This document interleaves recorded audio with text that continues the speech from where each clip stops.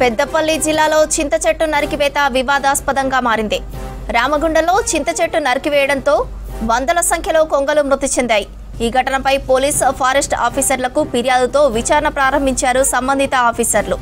చెట్టు నరికివేసిన మున్సిపల్ ఆఫీసర్లపై వన్యప్రాణి సంరక్షణ చట్టం కింద కేసు నమోదు చేశారు ఫారెస్ట్ ఆఫీసర్లు.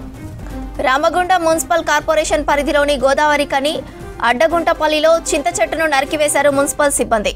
అభివృద్ధిలో భాగంగా రోడ్డు పక్కన ఉన్న చింత చెట్టును తొలగించారు ఆఫీసర్లు.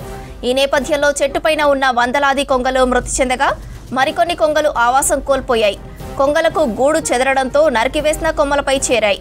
గాయపడిన కొంగలకు చికిత్స అందిస్తున్నారు వెటర్నరీ వైద్యులు. బతికి ఉన్న కొంగలను పట్టుకొని సమీప ఫారెస్ట్లోకి వదిలేశారు ఫారెస్ట్ ఆఫీసర్లు.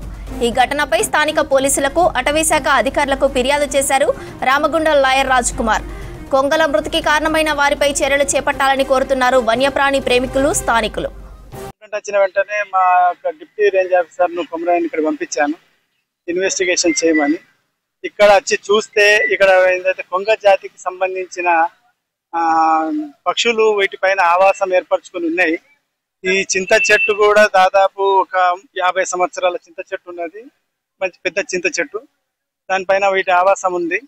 ఈ కొమ్మలు నరకడం వల్ల కొంగల యొక్క హ్యాబిటాట్ డిస్టర్బెన్స్ అయింది, వాటి నెస్టులు అన్ని డిస్టర్బెన్స్ అయినాయి. ఇది ఎవరు నరికిచ్చారు ఏంది అనేది మేము దాని మీద ఇన్వెస్టిగేషన్ చేస్తున్నాము. ఇమీడియట్లీ ఇన్స్ట్రక్షన్స్ ఏమి ఇచ్చారంటే, ముందు రిస్క్ ఆపరేషన్ చేయమని అన్నారు.